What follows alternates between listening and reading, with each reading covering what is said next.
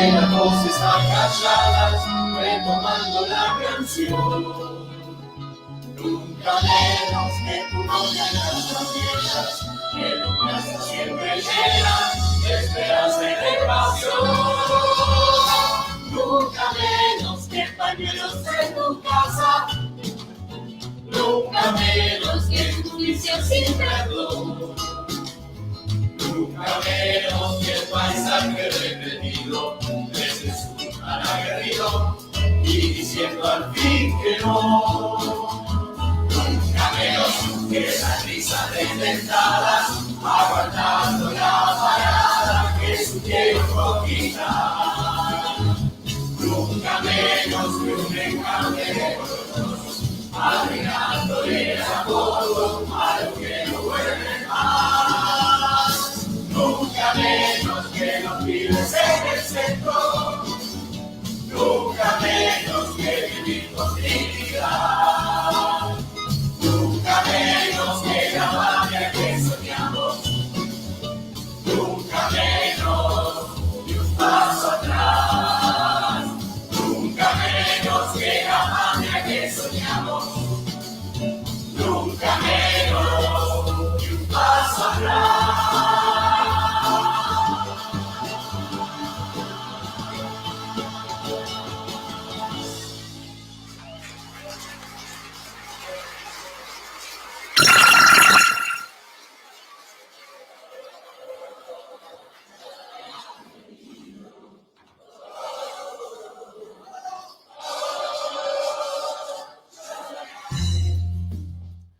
Muy buenos días, bienvenidos a nuestro programa Otra Voz y hoy inaugurando la sección, la visita de los oyentes, ¿no? Con la visita de los oyentes y acá a mi derecha tenemos al compañero Gustavo Paura, que es conductor de Salgan al Sol y participa también del programa de Burton Recortado y bueno, varias cosas más, así que de la radio, bueno, pero bueno, no. Claro. Para eso, ahora lo vas a comentar vos. Bueno, Gustavo, muy buenos días y bienvenido acá a Otra Voz. Muchas gracias y bueno, bienvenidos a todos y nada. Bueno, arranquemos. Anita, muy buenos días. Buen día, ¿cómo andan todos? Bueno, mando un saludo a Caíto porque siempre me pide que por favor le mande un saludo. Vamos a poner un audio de eso, Anita. Tenés que grabar un audio. Voy a mandar un saludo a Caíto. Voy a mandar un saludo a Caíto, así no me olvido. Bueno, espero que estén disfrutando de este clima hermoso y le doy acá la bienvenida a mi compañero Hernán Fernández. Muy buenos días, muy buenas tardes, depende si almorzaron o no. Y bueno, recuperándonos del apagón que fue la yegua, obviamente. Así que bueno, le doy la bienvenida a mi compañero Osvaldo Gallardo. ¿Cómo va? Buenos días, muy bien. Fue una semana súper entretenida, muy buena. Pasamos un hermoso Día del Padre, con los deseos de siempre de Mauricio, de que Dios nos ilumine. Y ahora un poquito asustado, porque que Gustavo nos haya deseado suerte, digo, miércoles.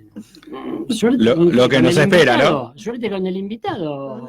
No sé, me hace pensar. Y bueno, yo no estuvo la Chiqui Legrand, así que te lo deseo yo eso. Bueno, nuestro compañero Pablo está acercándose, está ahí afuera. El vicio puede más, pero bueno, estaba asesorando acá a los compañeros con algo de técnica. Así que bueno, Hernán, nos pasas las vías de comunicación. ¿Cómo hacemos para que no se corte la luz? Claro. Si hay mucha humedad, se puede cortar. Está revisando los disyuntores y todo. Va a asesorar a Lopetegui. Bueno. Hernán, pasanos las vías de comunicación, así arrancamos ya con el programa. El teléfono de la radio es 2068-9009, el WhatsApp 1561-548321, el Facebook Otra Voz, el Twitter Otra Voz Radio OK. Nos pueden encontrar en www.otravozradio.com.ar, que es una página web que estamos armando con Pablito Corace y estamos dando contenidos casi prácticamente a diario, y nos pueden encontrar en el Facebook Live de www.radioh.com.ar. Bueno, a ver, ya medio anticipamos un poco el Día del Padre que tuvimos ayer, el tema de las elecciones, tenemos cosas como para charlar y para tirar una especie de disparador como para arrancar en este primer bloque, si les parece. El tema del corte, el apagón. que más allá de las jodas y más allá de todas las cosas que obviamente salen, me da la sensación de que es un tema muy complicado y que no lo tenemos que olvidar y dejar aislado, más allá de esté quien esté, digamos, que estén estos impresentables en el gobierno, que a partir de octubre volvamos. Así que hay que echar luz sobre el tema. me parece que es un tema que fue producto de, o es un producto de, no sé si en parte, porque lo peor de todo es que ya a casi 24 horas de haber pasado, el gobierno no da una explicación de los motivos por los cuales pasaron esos inconvenientes, pero más allá de eso, lo que uno querría poner en alerta es el estado de las represas y la falta de inversión. No sé si es falta de inversión, por eso yo voy tirando cosas como para que, a ver qué ustedes opinen. Vamos acá, Gustavo, te tiro la pelota acá a ver con relación a este tema, porque más allá de que haya sido una falla eléctrica entre una represa y otra, que supuestamente es lo que aparentemente es lo que pasó, todos sabemos que las represas están teniendo una falta de mantenimiento, una falta de inversión necesaria como para que las represas funcionen en condiciones. O sea, más allá de las jodas y todo lo que hicimos, que ayer la verdad que si no le poníamos onda, la verdad que era para pegarse un corchazo. Porque Un todo festival el de fin memes. Claro, Si no, era un domingo de lluvia, Día del Padre, sin luz, sin agua, era todo un bajón. Pero, digamos, me parece que este tema, más allá ya pasó el tema de la joda, me da la sensación como que hay que apuntarlo para ese lado, que no es una boludez lo que pasó. Sí, obviamente. Yo disiento con que no dio ningún argumento. El argumento era que no tenían una explicación. Bueno, esa es la realidad. Y con respecto a las represas, puede ser lo del mantenimiento, la verdad no es un tema que conozca mucho, pero sí sé que el gobierno anterior lo había terminado, Yacyretá, en la cual estuvo involucrada en su construcción Mauricio Macri. Con lo cual él debe saber qué es lo que pasa, supongo. Y para mí, me parece que es un ensayo de lo que puede pasar en las elecciones. O sea, hoy parece un error, pero te van acostumbrando, ¿viste? Porque estos tipos no tienen errores. Y además, encima son, quizás, sí, es que pasa, ¿no? Porque no sabemos. Porque las conspiraciones a mí me gustan. Okay. Y aparte le dan un tinte, digamos, sudamericano, ¿no? Como que pasó en todos lados. Claro, ¿viste? O sea, que no solo, si pasa en Argentina sería un problema, pero si pasa en un par de países, bueno, no sé. Que fue vemos. mentira. Sí, está bien, pero pasó en 4 países, una gran parte, digamos, pequeña parte de Brasil, en Uruguay, en Chile, en Argentina, casi todo. Pero para mí tiene un tinte, digamos, de eso. ¿Será un ensayo? No lo sé, por ahí me estoy equivocado y estaría buenísimo que esté equivocado. Pero la verdad que este gobierno no tiene medias tintas y son capaces para retener el poder de hacer cualquier cosa. Esto hay que tenerlo claro. Porque si no... Y ayer era un día de elecciones, no nos olvidemos, por eso coincido con la visión de Gustavo en que tranquilamente no puede haber sido un error, sino que fue adrede y lo hicieron con un tinte regional para que la gente, como mi vecina, diga, no es solamente en la Argentina, es también en Brasil, en Paraguay, en Chile, en Perú, ya estaban hablando ya faltaba que agregaran toda América. Y lógicamente se jugaban 4 provincias la gobernación y tranquilamente puede haber sido un globo de ensayo después de lo que puede ser agosto u octubre. O sea, sí, puede ser cualquier cosa. Yo no soy muy afecto a poner teorías conspirativas, ¿no? Pero sí, evidentemente puede ser cualquier cosa. En realidad se va a terminar dilucidando esto o lo que van a mandar al frente, que fue una falla humana, que alguno apretó mal un botón, ese tipo de cosas, ¿sí? Ahora, todo esto puede ocurrir. Ayer incluso me preguntaba alguien por Facebook si era posible hackear un sistema eléctrico. Y la respuesta es sí, porque tienen un montón de dispositivos electrónicos que son programables, que son los que abren y cierran contactos, los que tienen algún tipo de programación que hace a todo esto, que a su vez están conectados a computadoras, que a su vez están conectados a internet. ¿No se abre más a manija? Hay una. ¿Te acordás acá? La típica, viste, manivela, esa redonda. Pero me estoy sorprendiendo. Hay algunas cosas que la mayoría del sistema interconectado está. Si vos te fijás cuando vas por la ruta en las líneas de alta, que son esas torres monstruosas, que son las que llevan los 500 kb, que es lo que estamos hablando, lo que falló, en general también tienen fibra óptica, ¿sí? Que es lo que transmite los datos de un punto a otro y permite controlar a todos estos equipos. Como controla Clarín, la fibra óptica ahora. Claro, no, más o menos. Pero acá el tema es que sí se puede. Sí, sí, se puede. Sí, justo. Se puede hackear, se puede mandar bichos desde afuera, inhabilitar una red, se puede hacer todo ese tipo de cosas con los conocimientos suficientes, no cualquiera. No es que bueno, pero como yo, vos con la encima, computadora. Está bien, pero por eso Pensemos que ¿sí? ellos son los operadores de ese sistema, Claro. lo cual pueden bajar una palanquita. ¿No? Sí, acá están involucrados Transener, que es la transportista Claro. la que se ocupa de esto, Que y, es de y IEXA, Camesa, y bueno, en Transener está Mindling, Es Macri. o sea que, qué sé yo, tranquilamente le pudo haber dicho a un operador, bajame el botón, y no diga nada. Pero Más un día con tanta humedad. tomo dos cosas acá de lo que estuvieron diciendo. Primero, el tema de la naturalización de esto que puede ser un ensayo.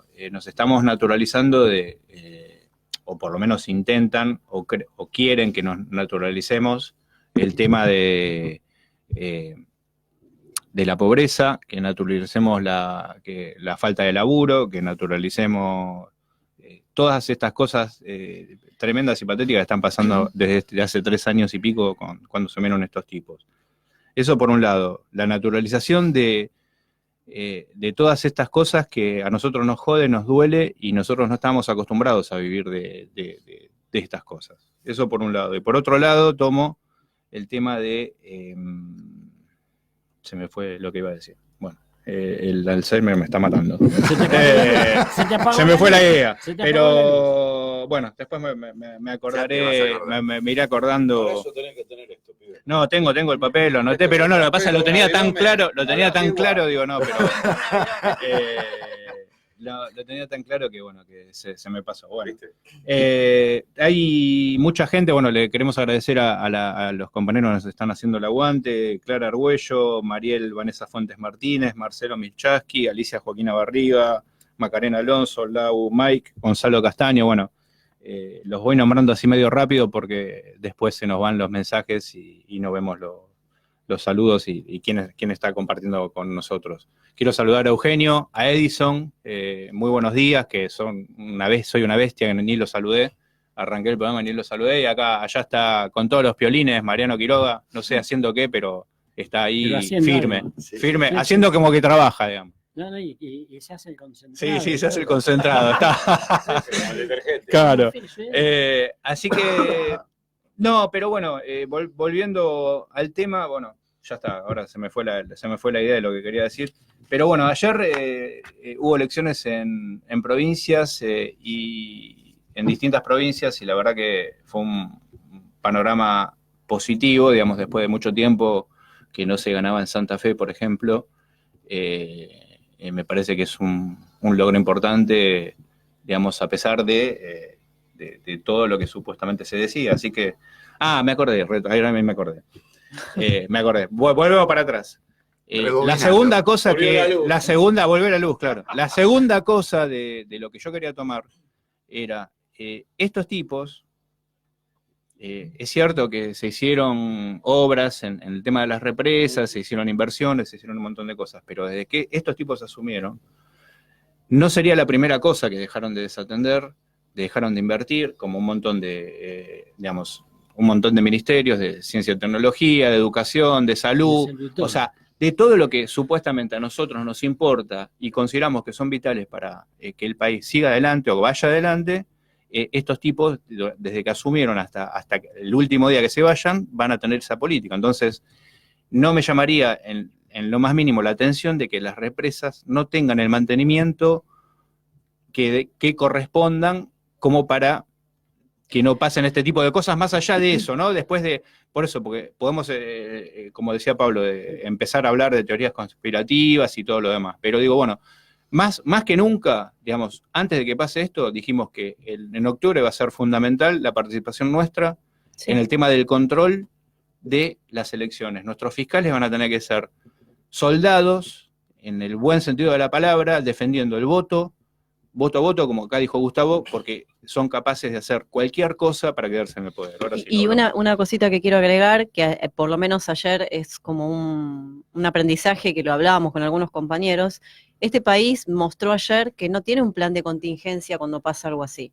Y yo, que me la pasé puteando a los de DESUR en Twitter, observé una indicación de DESUR que me llamó la atención. Estamos priorizando a los electos dependientes, decían, pero por favor sugerimos llegarse hasta el hospital más cercano. En mi caso, que vivo en una torre de 27 pisos y que hay gente electrodependiente, no andaba el generador, no andaba el ascensor y no había luces de emergencia. Ergo, no estamos preparados para asumir una fatalidad como esta o un error o una conspiración o lo que sea. El desenlace es que el país no está preparado. El tema es, nosotros, hay un posicionamiento ideológico liberal que hace responsables a los individuos, a los vecinos, y en este caso podría llegar a estar haciendo responsable a las personas que viven al consorcio. Y en realidad, esto se trata de políticas públicas. Sí, claro. Vos tenés que hacer campaña para que la gente se vacune, tenés que hacer campaña para que la gente saque de la casa las tapitas con agua, por el dengue, y tenés que hacer campaña para que los consorcios tengan los sistemas adecuados, porque si vos no tenés políticas públicas, que de repente no son cuestiones del país, son cuestiones del gobierno de turno, que además tiene que ver con otro quilombo que tenemos, que es que cuando nosotros decimos el Estado no hace esto, el Estado no existe, loco. El Estado es simplemente el sistema de administración de la cosa pública. Y de acuerdo a quien lo maneje, ese Estado hace lo que hace, pero el Estado en sí mismo no existe y ha sido el caballito de batalla de la izquierda internacional de ponerse de culo, digamos, con el Estado de entrada, lamentablemente desde los principales ideólogos, ¿no? Del marxismo, los que yo adhiero y bueno, que han hecho aportes impresionantes. Lenin. Claro, pero han cristalizado el Estado que había en ese momento, que era un Estado antisocialista, anticomunista y que los quería matar, pero no era el Estado, era el gobierno. Claro. ¿No? Entonces, acá es un tema de política pública. Y no, el Estado somos nosotros, esto es una realidad. Es así. Yo quiero decir respecto a lo que venías, porque me disparaste un par de cosas, sobre todo una, que en realidad el tema de la no inversión en las represas tiene que ver con una idea que viene batallando bastante el gobierno, con la diversificación energética. Entonces lo que dejan de invertir en las represas, la empiezan a invertir en los ventiladores, eso que no que los trae Macri. Que los trae Macri, obviamente, y los amigos. Entonces ahí empieza, digamos, a mostrarse otro tipo de negocio, en realidad. En el nombre de la diversificación energética no planificada, porque esto no, o sea, está planificado en base a los negocios que ellos tienen, si no, no habría tantos parques eólicos y lo van a inaugurar nada cuando estás desinvirtiendo, digamos, así está, que es lo que te da, casualmente, mirá lo que puede llegar a fallar. Una falla, digamos, ya te puede dejar sin luz en todo el país. En cambio, que falle un ventilador de esto, y qué sé yo, puede quedar una empresa, dos, qué sé yo. No estaría mal la búsqueda de este tipo de cosas alternativas. Está bien, pero cuando vos planificás la energía de un país, además, acá es una matriz de negocio, acá no estamos planificando nada. Nosotros no se está planificando nada, sino que en este momento todo lo de las energías renovables sigue teniendo un rendimiento entre escaso y nulo, digamos, ¿no? O sea, tenés que, hacen una gran central, vos ves kilómetros de paneles solares, qué sé yo, y como vos decís, alcanza para alimentar 2 empresas, ¿sí? O sea, no tienen relevancia en cuanto a la cantidad de potencia entregada al sistema. Pero al poco tiempo O sea, pasás, podés ir abandonado. agregando de este tipo de cuestiones para ir reemplazando generación térmica, que es la más costosa y demás. Esto requiere una planificación que, como Sí, vos la bien saltucha. decís, no existe. O energía atómica que la podemos desarrollar localmente, y reemplaza la utilización de combustibles fósiles. Y bueno, vas cambiando la matriz. Hoy la matriz energética argentina sigue siendo en un 65% petróleo. Claro. ¿Sí? Petróleo, gas, Claro. bueno, lo mismo. Y modificar esto es una planificación de años. Pensemos que aparte no ocurre en ningún lado. En Alemania, en países, en Noruega, países pioneros en búsquedas de energías alternativas y demás, siguen teniendo un 60 y un 70% de petróleo en la matriz energética. Sí, creo que un caso de Francia, digamos, que tiene más energía nuclear, tiene como 70 centrales Sí, nucleares. o Japón. Claro, sí, bueno. Hablando de- Sí, nada menos. Pero bueno, qué sé yo, me parece a mí que hay una... Pero igualmente son países que están planificados. No me parece que este sea el caso. Acá hay un corredor, sobre todo de 1.000 y 1.300 kilómetros, sobre todo en la costa de la Patagonia, el que bordea, digamos, que es un corredor muy impresionante, digamos, y creo que podría ser el parque más importante por el tipo de viento, qué sé yo, más importante del mundo. Sí. Sin embargo, están poniendo uno en, no sé, acá en la mitad de la Pampa, no tienen ni idea. Es todo un negocio, está buenísimo, qué sé yo, que hagas el negocio.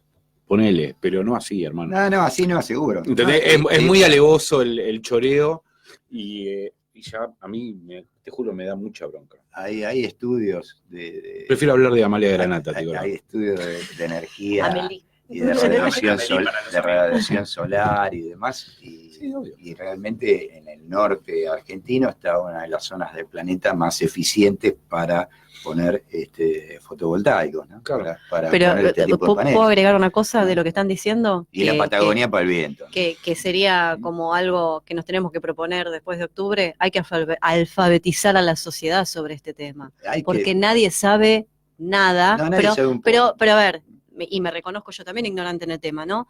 Digo, tenemos que comprometernos más con lo que tiene que proveer el Estado, con lo que provee el Estado, cómo son los recursos energéticos, porque si desconocemos eso, salta la vecina y te dice, y no hay luz en toda la región, y justifica que no haya un generador que en un consorcio que funciona a nivel micro como funciona el país a nivel macro. Claro, y ¿no? a nivel micro. Ese es el tema. A nivel micro, ¿sí? Esto también tiene que ver con controles que el gobierno no hace. Exacto. ¿Sí? Porque si vos estás pagando expensas, porque te dijeron que compramos un generador para cuestiones de emergencia, pusimos luces de emergencia en la escala, alguien tiene que controlar que esto funcione. Es lo mismo, ¿sí? es lo mismo. Es la hora de campanero. Claro, tal cual. Aunque no te haya gustado, es la hora de campanero. Tal cual, bueno, sí. Porque si no, viste, Es cuando así, vas a prender es el generador, uy, nos olvidamos de cargarle nafta. Uy, le pusimos nafta y no arranca. Alguien tiene que hacer las pruebas de funcionamiento por lo menos una vez al mes. Tiene que haber una serie de controles, pues si no, no sirve para nada. Le estás comentando tal cual todo lo que yo le estaba diciendo a Anita en el bar. Del mantenimiento que tiene que tener mínimo un grupo electrógeno, porque bueno, yo en el teatro donde trabajo tiene grupo electrógeno, y yo ayer, más allá de que hubiera seguido el caos, yo hubiera laburado igual, pero bueno, estás explicando lo que me parece que cuando uno ya tiene incorporado en un edificio que tiene un grupo electrógeno, medianamente, ya por lo menos, si no lo conocías antes, lo tenés que conocer ya desde el momento que aceptás y lo ponés, digamos, ¿no? Entonces, así que bueno. Eugenio, vamos al primer tema del programa y volvemos ya con la columna ¿De quién viene? de Hernán, y charlamos un poquitito después de las elecciones y lo que pasó allá.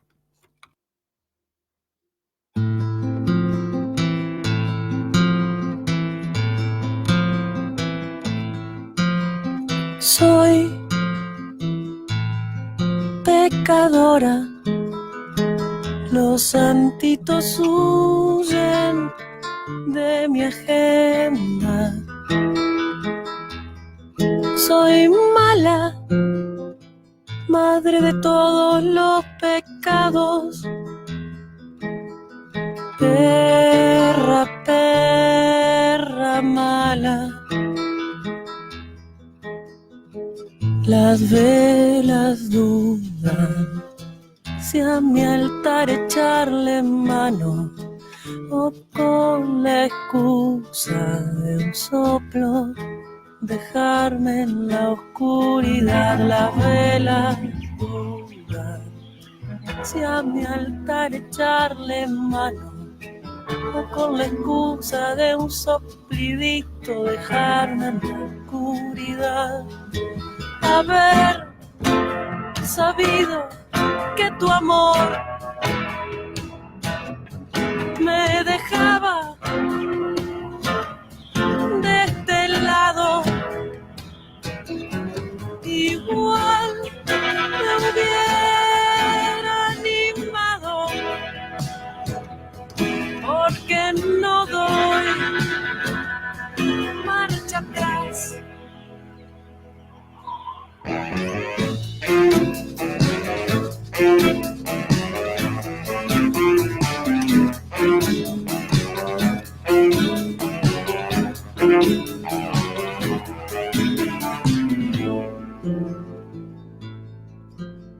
Soy pecadora, los santitos huyen de mi agenda. Soy mala, dueña de todos los pecados. Perra, perra mala, y ya quisiera tu Dios ser parte de mi altarcito, que aunque parezca chiquito, de placeres sabe más. Que me digan si es acá el paraíso perdido, quede tan bien escondido, nadie sabe dónde está. Haber sabido que tu amor me dejaba de este lado, igual me hubiera animado, porque no podemos hacer choripán porque hay lluvia. Mucha lluvia. ¿Dónde están los choripaneros si hay lluvia? Se te apaga la parrilla, hermano. Bueno, regresamos de nuestro segundo bloque, habiendo escuchado Soy pecadora de Ana Prada, y acá recibiendo el mensaje de nuestra presidenta de que, bueno, seguimos a pesar de la lluvia acá resistiendo y con los choripanes a pleno. Bueno, Hernán, damos inicio a tu columna de El Rincón de las Palabras, si te parece, así después charlamos un poquito. Cómo no, la idea, bueno, es un poco alineamiento con lo que venimos haciendo durante todo este año y durante toda la duración de la columna, es tratar de seguir un hilo de coherencia y de seguir con un autor que podés estar o no de acuerdo con los métodos que eligió para buscar un mundo más justo, pero sí podemos decir que se jugó por un ideal hasta el final. Nuestro autor de este mes nació en 1925 y fue un desaparecido por la dictadura el 5 de mayo de 1970. Digamos que es uno de los más destacados de la generación del 60, junto con Walsh, Di Benedetto, Tizón, Saer. Y es un autor que podemos decir que fue un maestro rural, camionero, pescador, piloto de aviación civil, profesor de latín, autor de novelas. Tengan en cuenta, recuerden bien el detalle del latín, porque hay una frase que lo va a marcar muy fuerte. Yo no hablo latín, pero se puede decir que en su escritorio, poco antes de ser chupado por los milicos, Haroldo Conti, nuestro autor del mes, tenía un cartel que decía, quizás una especie de mantra muy claro de cómo iba a enfrentar la vida y cómo enfrentó su destino, el destino de lucha, sin lugar a dudas. Además, pero el cartel decía, este es mi lugar de combate y de aquí no me moverán. Digamos que es una especie de caminante y navegante, es un militante que no vaciló en adherir al Partido Revolucionario de los Trabajadores en los 70, un intelectual que lo definieron como un intelectual que buscaba la síntesis entre el cristianismo y el marxismo.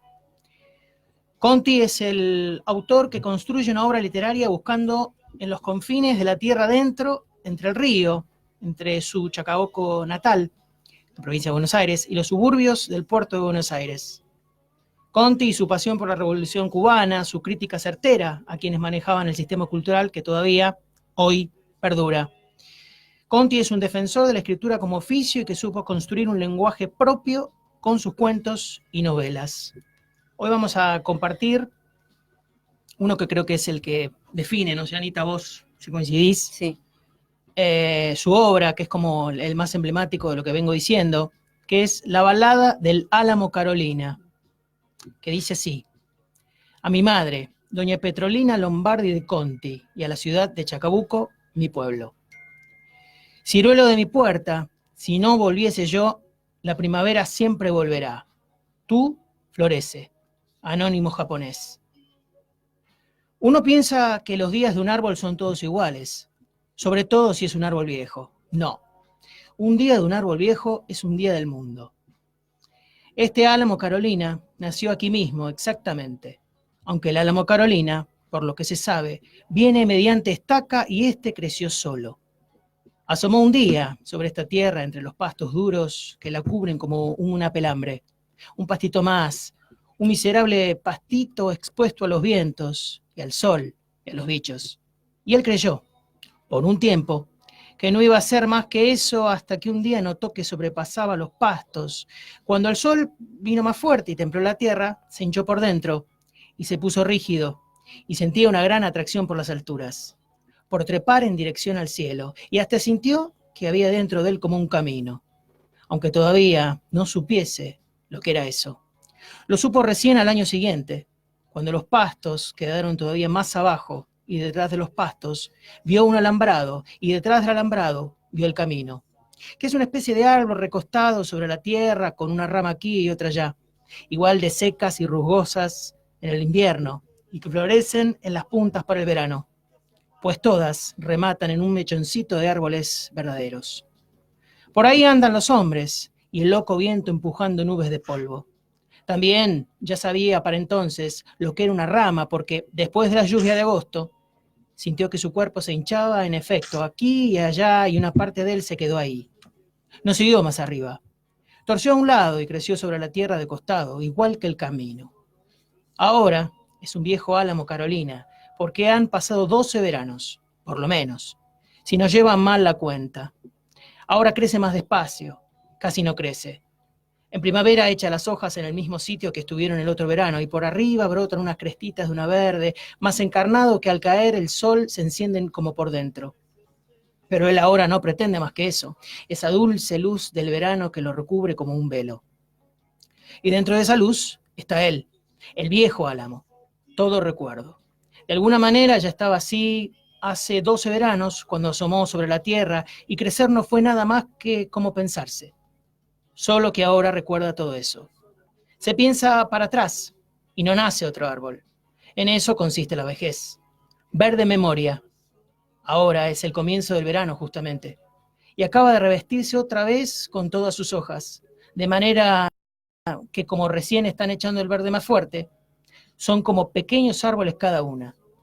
Por la tarde, cuando el sol declina entre las ramas, el álamo se enciende como una lámpara verde. Y entonces llegan los pájaros, que se remueven bulliciosamente entre las hojas, buscando dónde pasar la noche, y es el momento en que el viejo álamo Carolina recuerda. A propósito de la noche, los pájaros y el verano, recuerda, por ejemplo, a propósito de los pájaros, el primero de ellos que se posó sobre la primera rama, que ha quedado allá abajo para entonces, era el punto más alto, ya casi no da hojas, y es tan gruesa como un pequeño árbol. En aquel tiempo era su parte más viva, y sintió el pájaro sobre su piel, un agitado montoncito de plumas. Descansó un rato, y luego reemprendió el vuelo. Recién 2 veranos después, cuando divisó la primera casa de un hombre y detrás de ella la relampagueante línea del ferrocarril, una montera armó un nido en la horqueta de la última rama. Cortó y anudó ramitas pacientemente, y así el álamo se convirtió en una casa. Supo lo que era ser una casa, el alma que tiene una casa, como antes supo del camino y del alma del camino. Ese ancho árbol florecido de sueños, el nido, se columpiaba al extremo de la rama, y él, aunque gustaba del loco viento de la tarde, procuraba no agitarse mucho por ese lado. Le dio todo el cobijo que pudo, echó para allí más hojas que otras veces. Al final del verano, los pichones saltaron del nido y los sintió desplazarse temblorosos sobre la rama con sus delgadas patitas, tomar impulso una y otra vez y por fin lanzarse y caer en el aire como una hoja. Un árbol en verano es casi un pájaro. Se recubre de crocantes plumas que agita con el viento y sube, con solo desearlo, desde el fondo de la tierra hasta la punta más alta. Salta de una rama a otra otro pajarito, todo pajarito, ave de madera en su verde jaula de fronda. Ese verano fue el mismo del ferrocarril. Antes viene la casa. No vio la casa por completo, ni siquiera cuando, años después, trepó mucho más alto, sino lo que ve ahora mismo, desde el brote más empinado, un techo de chapas que se inflama con el sol y una chimenea blanca que al atardecer lanza un penacho de humo. A veces el viento trae algunas voces. Con todo, él ha llegado hasta la casa de alguna forma, a través de las hojas de otoño que arrastra el viento. Con sus viejos ojos amarillos ha visto la casa aún por dentro. Ha visto al hombre flaco y duro, con la piel resquebrajada como la corteza de las primeras ramas. La mujer que huele a humo de madera. Un par de chicos silenciosos con el pelo aborotado como los plumones de un pichón de montera. Con sus viejas manos amarillas ha golpeado la puerta de tablas quebradas. Ha acariciado las descascaradas paredes de adobe encalado. Y mano, y ojo, y amarillas alas de otoño ha corrido delante de la escoba de maíz de Guinea y trepado nuevamente al cielo con el humo oloroso de una fogata que anuncia el frío, el tiempo dormido del árbol y la tierra. El ferrocarril pasa por detrás de la casa, pero hubo que trepar hasta el otro verano, cuando volvieron las hojas y los pájaros, para entrever el brillo furtivo de las vías cortando a trechos la tierra. Ya había sentido el ruido, ese oscuro tumulto que agitaba el suelo porque el árbol crecía tanto por arriba como por debajo. Por debajo era un árbol húmedo de largas y húmedas ramas, nacaradas que penetraban en la tibia noche de la tierra. Por ahí vivía y sentía el árbol principalmente. Por ahí su día era un día del mundo, así de ancho y profundo, porque la tierra que palpitaba debajo de él le enviaba toda clase de señales. Era un fresco cuerpo lleno de vida que respiraba dulcemente bajo las hojas y el pasto, y se sostenía, cuando hay en este mundo, incluso a otros árboles con los cuales el viejo álamo Carolina se comunicaba a través de aquel húmedo corazón. Al este, por donde nace el sol, había un bosque. Lo divisó una mañana con sus ojos verdes más altos y todas sus hojas temblaron en un brillo de escamas. Era un árbol más grande, el más grande y formidable de todos. Al caer la tarde, con el sol cruzando barriendo oblicuamente los pastos que parecían mansas llamitas, los árboles ardieron como un gran fuego. Por la noche, el álamo apuntó una de sus delgadas ramas subterráneas en aquella dirección y recibió la respuesta. No era un árbol más grande, era un bosque, es decir, un montón de ellos. Tierra emplumada, alta y rumorosa hermandad. ¿Por qué no estaba él allí? ¿Por qué había nacido solitario? ¿Acaso él no era como un resumen del bosque, cada rama un árbol? Todas estas preguntas le respondió el bosque, sus hermanos, noche a noche. Esta y muchas otras, porque a medida que se ponía viejo en medio de aquella soledad, se llenaba de tantas preguntas como de pájaros a la tardecita. Los árboles no duermen propiamente, se adormecen. Sobre todo en invierno, cuando las altas estrellas se deslizan por sus ramas peladas como frías gotas de rocío. Es entonces cuando sienten con más fuerza todas aquellas voces y señales de la tierra. Los animales de la noche salen de las madrigueras y roen en la oscuridad. Un pájaro desvelado vuela hacia la luz de una casa. Un bulto negro trota por el camino. Los grillos vibran entre los pastos como cuerdas de cristal. Un perro aúlla en la lejanía.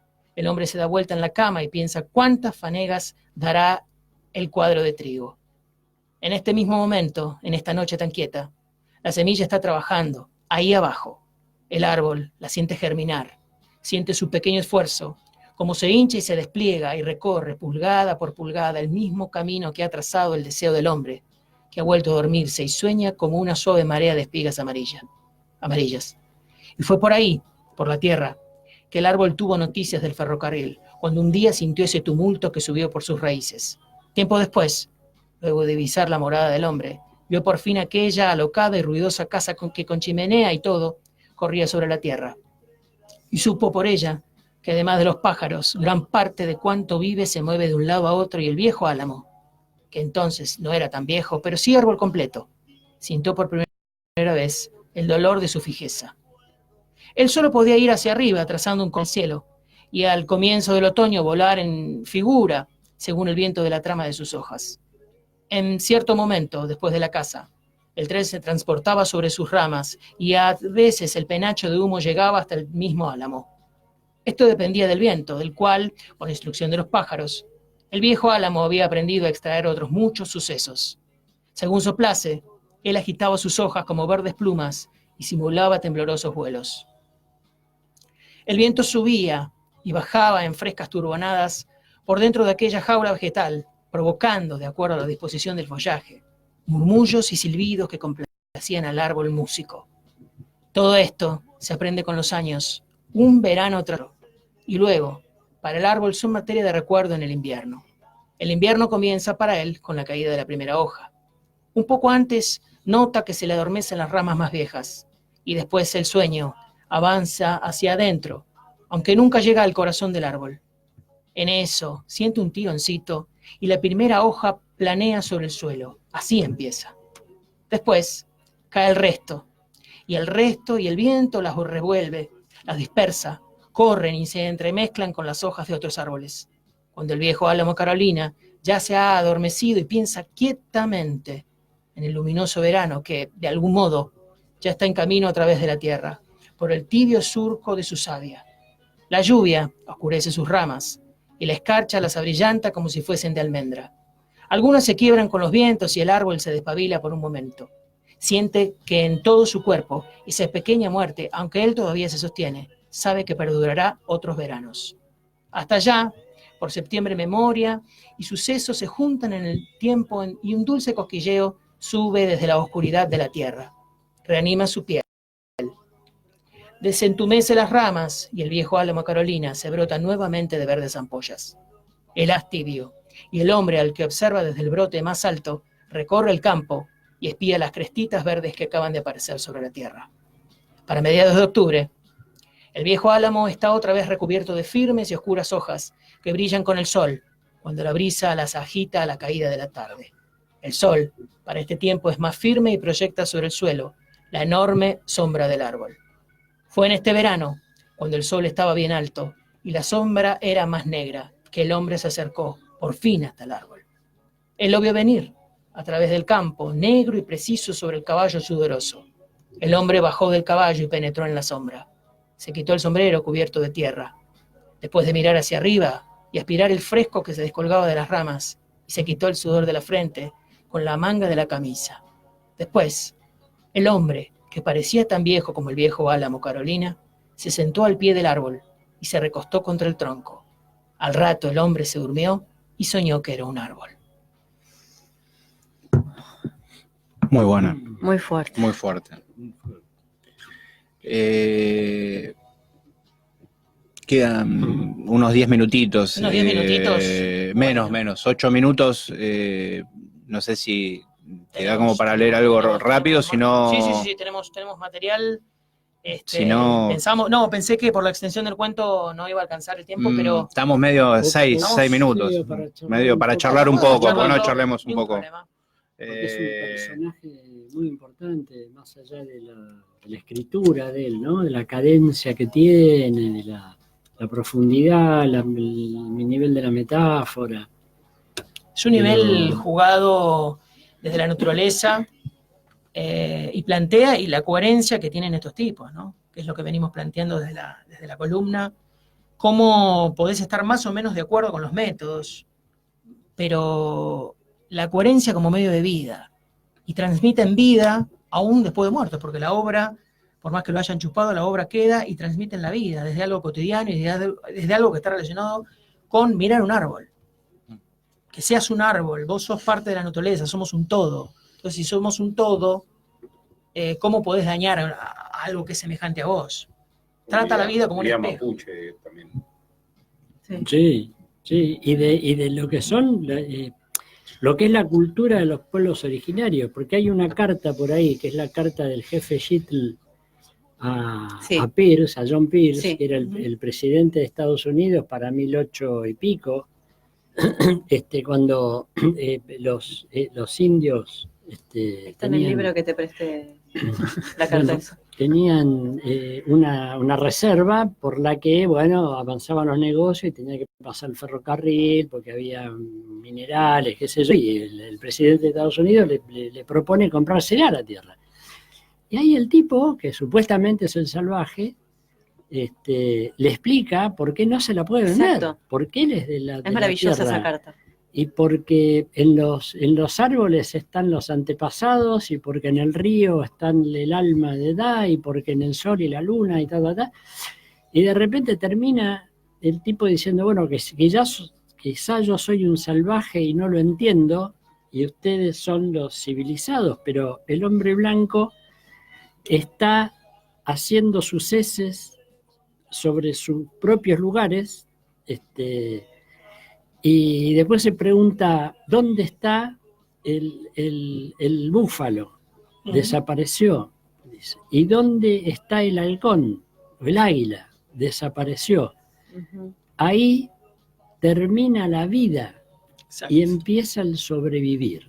O sea, esta ideología, esta forma, esta cultura que atraviesa toda América de punta a punta en nuestros orígenes, ¿no? Está expresado en la Pachamama, está expresado, ¿no? Sí, hoy se hizo también un poco teoría, ¿no? Que es el buen vivir.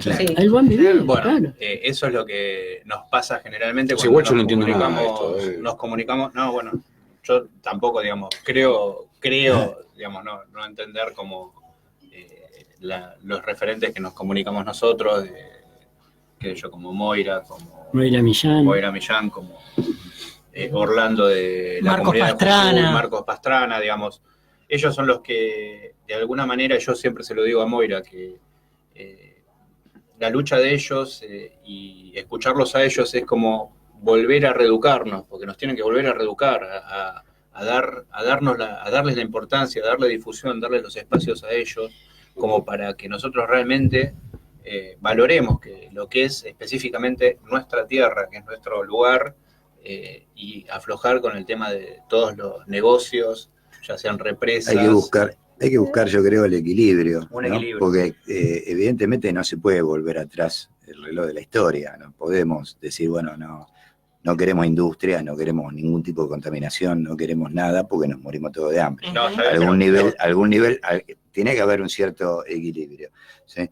A mí me parece importante toda esta cuestión del buen vivir que plantea Moira Millán y demás, en el sentido de mostrarnos que hay otras maneras de cuidarnos entre nosotros. Creo que se puede convivir armónicamente con la naturaleza. Sí. Que no hay voluntad, porque obviamente hay negocios atrás, las corporaciones son las que más tienen para perder, pero además no nos olvidemos de una cosa, Bayer y después lo voy a Monsanto. decir en la columna de Güemes, nosotros estamos atravesados por una educación mitrista y sarmientista, Totalmente. donde la civilización y la barbarie son postulados que tenemos que dar vuelta. Sí, Desde sí. ese punto de vista y desde el punto de vista educativo, es muy difícil entender este concepto de la naturaleza y del origen si tenemos una educación que está totalmente tergiversada. O sea, esa es una de las apuestas para mí más profundas que hay que hacer después de octubre en esta construcción de 4 años de transición para un 2023 donde se pueda dar vuelta un paradigma. Sí, yo esto lo resumí alguna vez haciendo una pregunta, parece por Facebook, o no sé si en una reunión personal. ¿Cuándo lo matamos a Mitre? Sí. Creo que la leí cuando le hiciste la pregunta. Es difícil. Bueno, muy- pero hay es que un hacerlo. tema complejo. Pero hay que hacerlo. Aún los ministros de educación Hay que hacerlo. de nuestros procesos fueron mitristas y sarmientistas. Pero todos los historiadores, pero el pero- revisionismo pero- histórico no está hecho como debiera hacerse. Pero Ese es todo- el gran problema. Pero el tema es que nosotros en el ADN Lo digo claro. nuestro, los cubanos, en el ADN ideológico de los cubanos está José Martí, en el ADN Ujú. de los venezolanos está Bolívar, Claro. en nuestro ADN está Sarmiento. Y No, en el Sarmiento mío no. sigue estando. No, negra, perdóname. No El zafa mío no. nadie, ¿eh? No zafa nadie. ¿Será el 2%? ¿El 7%? Yo creo que el más limpito de todos nosotros tiene un 20% de sarmientismo. El problema es que como son cuestiones que a uno le van inoculando y que le entran los troyanos en forma inconsciente, no nos damos cuenta. Ahora, cuando analizamos nuestras propias actitudes, o cuando nos analiza algún experto en ideología y en psicoanálisis, bueno, te puede ayudar a ver cómo no zafa nadie de haber tenido al padre de la patria, Sarmiento Inmortal, desde que entraste al jardín de infante hasta que te fuiste de la secundaria, puesto en Gloria todas las y loor. escuelas y lo cantaste, Con Racing Park. y sin darte cuenta, vos accediste a cosas que no escribió Sarmiento, pero que son el rebote de Sarmiento. Esto es como cuando nosotros decimos, no, a mí la publicidad y la tele no, porque no tengo tele. Flaco, no tenés tele, estás recibiendo los rebotes ambientales, aunque no tengas tele ni radio, No, ni no puede estar televisión, ajeno de ningún nada. modo. A vos el ambiente social te penetra, te des cuenta o no. Entonces, esa es la batalla cultural. Eso Sí. explica la grieta. Y Que ya es una la batalla. guerra, no es una batalla. La batalla la Sí, perdimos. sí, dentro de la guerra. Me ¿no? gustaría hacer un comentario con respecto. Me parece interesante el tema, ¿no? A mí yo no tengo ningún problema ni con Sarmiento, ni con Mitre, ni nada. Al contrario, yo creo que es parte de la argentinidad y debemos conocerlo y uno tiene que... A mí no me gusta esto de anular al otro, ¿no? En el pensamiento, y más en la historia o lo que fueron nuestros formadores de lo que somos hoy. Porque parte de lo que somos hoy, no me acuerdo, pero lo rescatan de ahí. Y me remonto a un ejemplo actual, que yo, cuando uno ve el escritorio de Vladimir Putin, de un lado tiene al zar y del otro tiene a Lenin, qué sé yo. Hay una, o sea, y hay que rescatar la historia de la Argentina para construir una superación de esta dicotomía. Porque si no caemos siempre en la grieta, no quiero anular al otro, y a mí me parece que lo que hay que hacer es recuperar eso para resignificarlo. Claro, Mi- ¿quién no sabe cuál es? Esto es como para que los peronistas queramos rescatar a Menem y resignificarlo.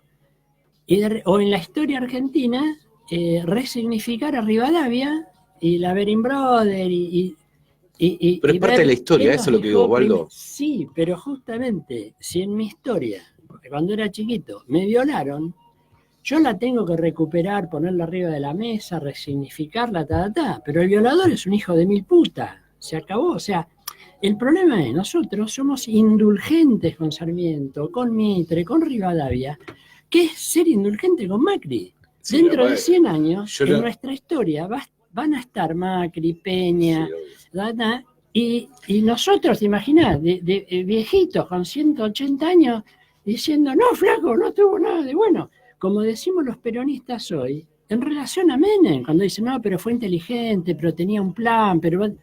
Flaco, sabía violar. Mira, yo creo que esto se resume en lo siguiente. Hay que, no puedo usar una palabra peligrosa, hay que deconstruir. Hay que deconstruir la historia, de algún modo. Yo creo que, bueno, evidentemente la batalla y la guerra cultural la han venido ganando por afano, ¿sí? Dejaron a la nación como en su tribuna de doctrina para que lo siga respaldando. Solo hace falta ver los nombres de las calles en Capital Federal y alrededores para saber por dónde viene la mano. Sí, hay que volver a poner sentido a la historia, rescatando, equilibrándola. Sí, yo estoy de acuerdo con vos, no podemos prescindir de Mitre, existió, no podemos prescindir de Sarmiento. No, Pablo, y déjame meter este tampoco, ejemplo. tampoco de Roca, que fue el que el constitutivo del Estado, que dio un formato definitivo a lo que hoy conocemos como Estado Nacional, nos guste o no, con campaña del desierto o no, ¿sí? Pero el tipo existió. ¿Sí? Entonces no podemos agarrar y borrarlo de la historia de los famosos. Hay que trabajarlo. De hecho, pero hay que trabajar mucho porque está muy desequilibrada. ¿Sí? O sea, lo que llega a la población, lo que llega desde primero inferior, desde jardín de infantes, es casi siempre del mismo lado, salvo que tengas algún maestro, profesor lúcido que se ocupe de... ¿Puedo decir algo? Yo creo que no hay que anular ni a Mitre ni a Sarmiento. Lo que hay que hacer, en todo caso, es contar la historia que no contaron ni Mitre ni Sarmiento. Mitre que no es lo mismo. Que no es lo mismo, ¿eh? Mitre que llegaba a las cartas de San Martín y decía, no, esto no me conviene. Y ahora lo voy a contar con Güemes. Güemes va a ser el ejemplo de esto que estoy diciendo. No es que hay que anularlos. Lo que hay que hacer es justamente empezar a poner sobre el tapete cosas que no se contaron y que nos constituye. Y tanto que preguntábamos por el ser nacional nuestro, ¿dónde está? Bueno, hay una parte que está contada y hay otra que está oculta. Güemes, un día como hoy, que murió, y que por eso hoy es feriado, justamente fue un tipo anulado en la historia, y por Mitre, entre otros. Entonces, no digo de anularlo, y coincido con vos, lo que digo es, el revisionismo histórico está mal hecho.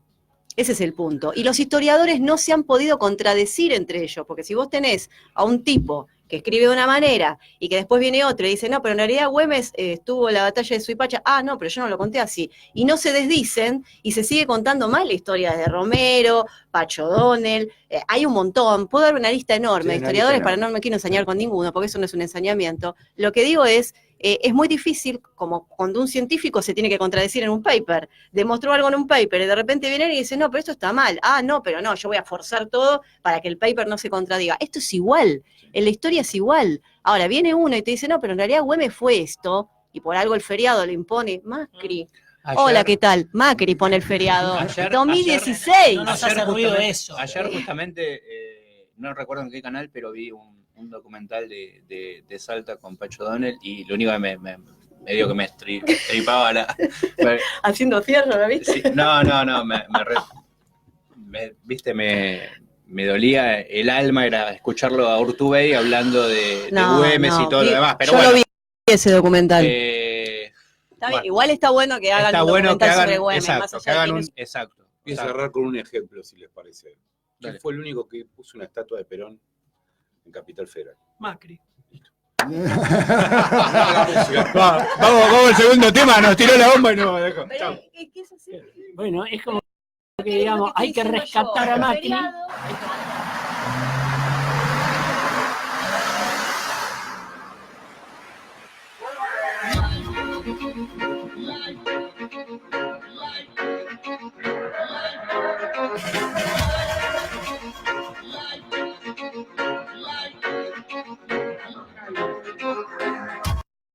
¿Cómo sería este mundo sin capital? Donde la humanidad fundamental, donde todos fuéramos iguales, universal, sin patrones ni amos, ni el nuevo orden mundial.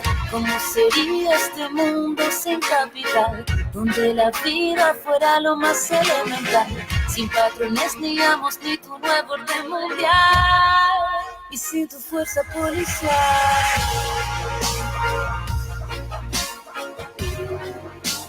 ¿Cómo sería? Yo me pregunto, ¿cómo sería? Dime, ¿cómo sería?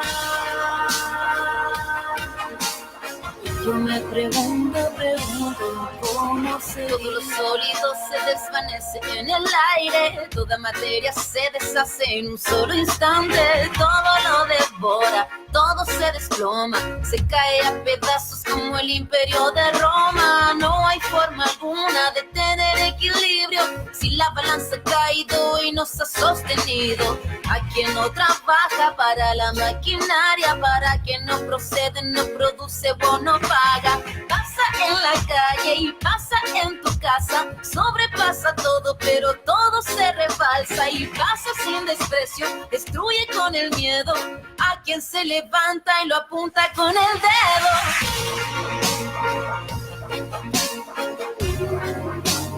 ¿Cómo sería? Yo me pregunto, ¿cómo sería? Dime cómo sería. Yo me pregunto, ¿cómo sería? Cara a cara al sol, con el corazón plagado de amor. Sopla un viento fugaz como una señal de este ideal. Nada ni nadie podrá quitar este palpitar para impulsar.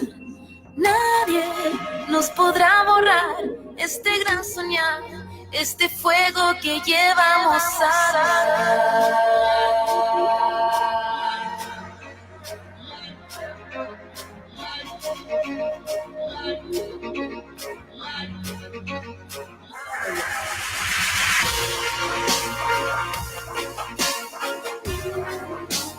¿cómo sería? Yo me pregunto, ¿cómo sería? Dime cómo sería. Yo me pregunto, ¿cómo sería? Radio H. Comienzo de espacio publicitario. Si vas a estudiar un idioma, hacelo con la mejor calidad académica.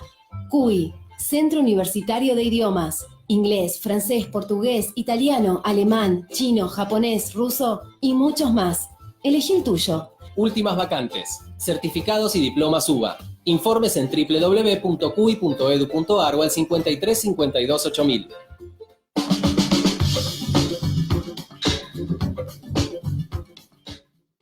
Estudio PM Contadora Paula Medina. Brinda asesoramiento impositivo contable a cooperativas, monotributistas, responsable inscripto. Liquidación de IVA, ingresos brutos ante AFIP, AGIP, ARBA. Certificaciones, balance, matrícula de Ciudad Autónoma de Buenos Aires. No lo dudes, consulta.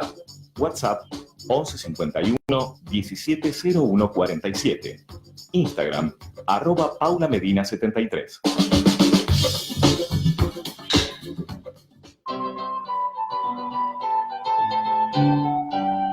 Radio H, enseñándole a Cortázar a jugar a la rayuela.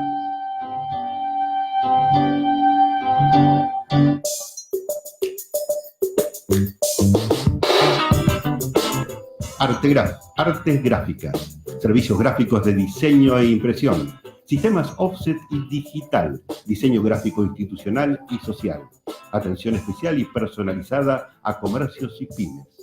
Comunicate con nosotros al 4923-5400 o al mail gráficamensaje@gmail.com. Radio H. Radio H. H con todas las letras. Con todas las letras.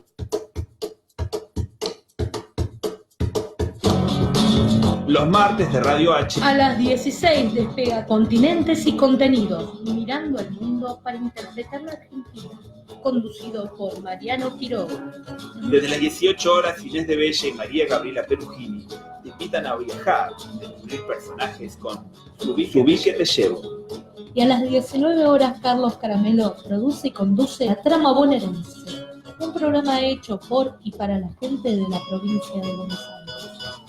Escuchanos en radioh.com.ar, en TuneIn, en Radio Put o bajate la aplicación para el celular desde el Play Store. Porque estás cansado de que te cuenten cómo sos, lo vas a contar vos. Los lunes de Radio H arrancan a las 13 con el equipo de Otra Voz, porque la historia no solo la cuentan los que ganan. A las 15 llega Déjamelo Pensar con Sandra Russo y Sergio Muñez. Carlos Milanesi propone a las 19 horas Puentes en el Tiempo, urdimbres de palabras y músicas, entrelazando ayeres y mañanas. 20 horas vivas y haciendo historia. Mariana Baccaro nos trae entrevistas a historias de vida. Bajate la aplicación de Radio H para Android del Play Store y escuchanos en tu móvil.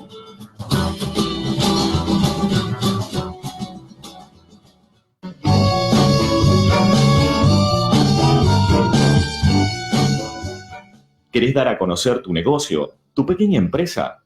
Sumate a publicitar en Radio H, la radio de la Homero Mansi. Comunícate al 1538 14 21 74. 1538 14 21 74.